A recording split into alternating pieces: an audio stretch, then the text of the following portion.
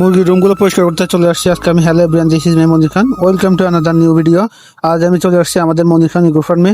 আজকে এখানে কাজ করতে হবে, কারণ আমাদের যে মুরগিগুলো ছিল তো ওগুলার বিষটা ছিল এই জায়গায়। ওই বিষটাগুলো রুম থেকে বের করে বাগানে নিয়ে ফালাই দিয়েছি আমি। তারপরে রুমগুলা ধোয়া হয়নি, আর পানি দিয়ে রাখছিলাম ওই সময়। আজকে এগুলো ওয়াশ করতে হবে ভালো করে। প্রথমে আমি এগুলাতে হুল পাউডার দিয়ে দিলাম ভালো করে। তারপরে এই যে ব্লিচিং দিলাম, ব্লিচিংটা আপনাদেরকে দেখাই নেই, ব্লিচিংও দিলাম হুল পাউডারের সাথে। ব্লিচিং দিয়ে তারপর এগুলো ভালো করে ধুইতেছি, কারণ মুরগির যে বিষটা ছিল এখানে ওই বিষটা যেন একটু পরিমাণও যেন না থাকে, তাই ভালো করে ডলে ডলে এগুলো উড়াই দিতেছি। আর এগুলোতে আগে পানি দিয়ে রাখছিলাম, কারণ ওই বিষটাগুলো যেন রুমে না আটকে থাকে, ওগুলো যেন পানির সাথে সাথে উঠে যায়। রুম থেকে বীজাণু থাকলে ওগুলা গলে যাবে, তারপরে উঠে যাবে।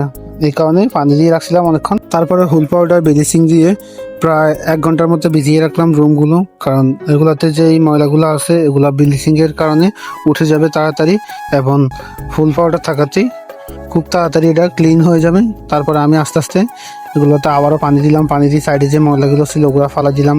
এবার ইটগুলো ভালো করে ওয়াশ করে নিতেছি, কারণ ইটগুলোতে যে মুরগির যে বিষটা আছে ওগুলা আটকে আছে, এগুলো ভিজে রাখছিলাম এতক্ষণ যেগুলো উঠানোর জন্য।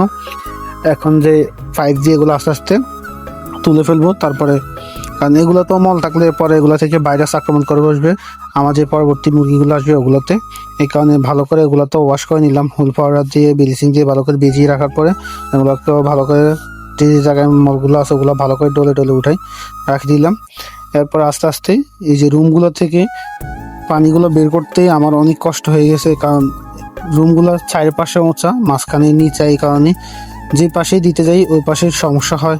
মানে কি বলবো, অনেক কষ্ট হয়ে গেছে আমার এই মুরগির রুমগুলো পরিষ্কার করতে, কারণ পানি কোনো দিকে ভালো করে নামতেছে না। ওই যে দেখতেছেন সিজারটা দিয়ে পানি যাইতেছে, ওটা দিয়ে পানি যায়, তবে তেমন একটা বেশি না, অনেক দূর যাওয়ার পরে থামে যায়। তারপর কারণ আর যায় না, কারণ মোচা হয়ে গেলে তা যাইতে পারে না, কারণ মাঝখানে তো পানিগুলো আটকে থাকে।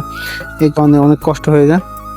অনেক কষ্ট করলাম, ঝাড়ু দিয়ে পানিগুলো ফালাইতে চাইলাম, অনেক মানে ভালো করে ফালাইতে পারি নাই। তারপরও অন্যান্য রুমগুলো যেগুলো আছে ওগুলো ভালো করে ক্লিন করলাম। অনেক কষ্ট করতে হলো আজকে আমার, কারণ এই যে শুক্রবার দিনও ফ্রি নেই, কারণ নিজের কাজ তো নিজেকেই করতে হবে, কারণ অন্য একজনদের দিলে তো টাকা দিয়ে করাতে হবে। কারণ আমার তো তেমন একটা এখন পুঁজি নাই, এই কারণে অন্যদের হাতে করাতে পারতেছি না, নিজেরটা নিজে করতে হইতেছে।